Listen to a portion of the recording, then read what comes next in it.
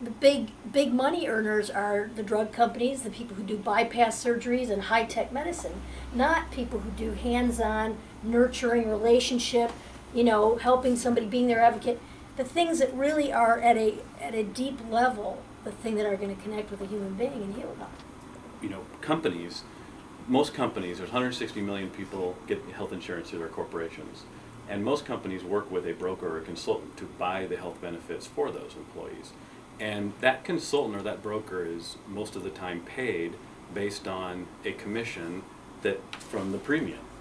So a broker who's giving a company their education on what they should buy for health insurance is paid based on the premium that continues to increase 10% per year. What motivation do they have to really help that company get control of the healthcare costs when every year they're getting a 10% bump in their salary? And they're motivated to drive more people through the system. The more people they can see, the more they can bill for.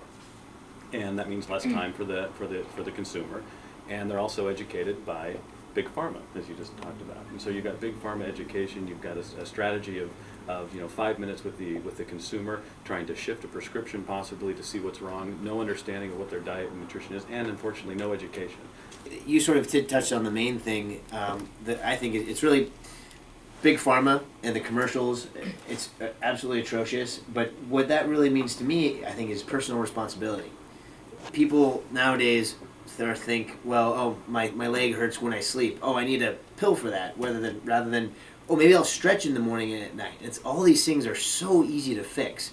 Diet and stretching and exercising, just walking 15 minutes a day. But it's really getting people to understand that they need to take personal responsibility for themselves. I don't know who's the boss of the insurance companies, but I think the insurance companies are trying to be the boss of medicine.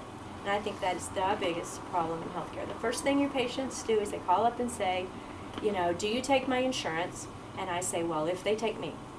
And usually they don't. And so then we say, well, we'll put you on the payment plan. And so I have to run my medical practice like a sole proprietor. It's like, well, what's my overhead and what can I charge the patient that they can afford? Because otherwise they won't be able to afford to see me. So I have to run my medical practice outside of what the insurance companies do. And I just wonder what it would be like if for, a while, you totally took the insurance companies out of medicine, planned medicine, and then put the insurance companies back in to service the patients and the medicines. I just don't know what that would be like. I can't imagine it, but I think that that's what needs to happen. I see this as a perfect storm of opportunity with the economic breakdown that's taking place. At the same time that healthcare is breaking down, at the same time that so many things are breaking down and choices are being removed from all of us. So we're being removed from our individual interests to look at things collectively. And that flies in the face of being an American. And those of us, those good Americans that are willing to, walk into this storm and hold the hands of those people, and all these people in this room are those kind of people. You're interested in improving health. In terms of health care in Canada, they pretty much tracked along using length of life as a basic data. They tracked with the United States exactly up until the point at which they had national health care. And at that point, they started diverging from the United States, and people in Canada now live about 3 years longer than people in the United States. So, is it collective or is it personal? How do you inculcate that personal responsibility and make people understand the impact that they have on their own health at the same time that you support them with the collective activity to offer them the options? I think food is fundamental. I'm very disappointed at the Obama appointment of Vilsack, the governor of Iowa. He's a good friend of Monsanto, and not particularly interested in or supported by the organic food community. I think that that's really fundamental to health. And along with movement and that kind of thing that gets cut out of our educational programs, that should be instituted at every level.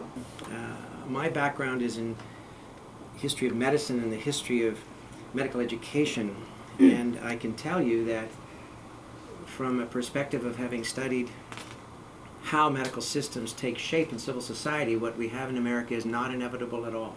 The morality of empathy and responsibility that goes along with human rights in a political system is ubiquitous in many countries, but not in this rich, amazing America.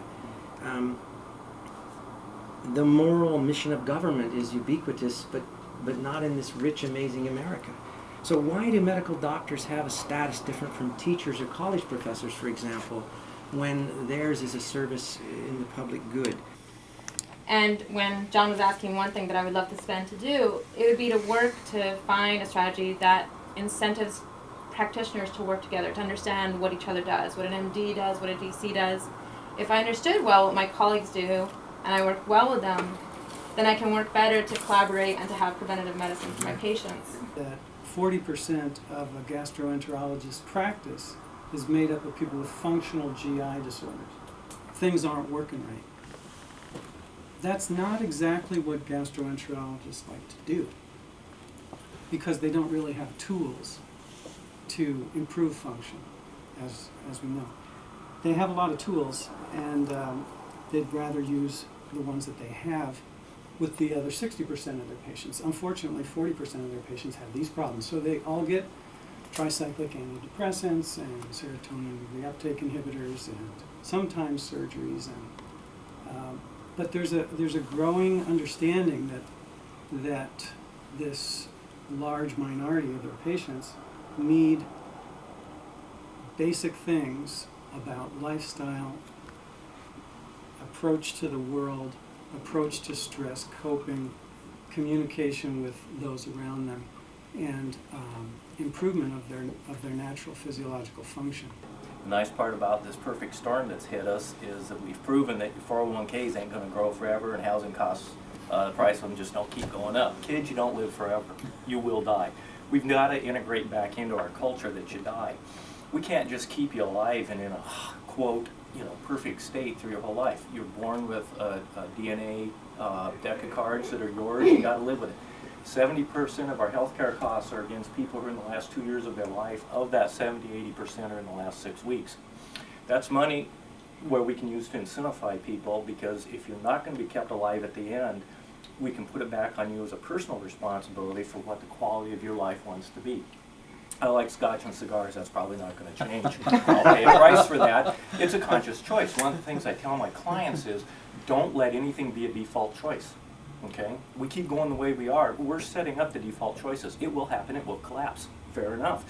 But let's not sit around the room and say, golly gee whiz, we didn't talk about that. That's the paradigm shift. Get the stuff out on the table. Get the full cycle going. You're born, you live, you die. Let's complete the path. Let's make it a quality of life.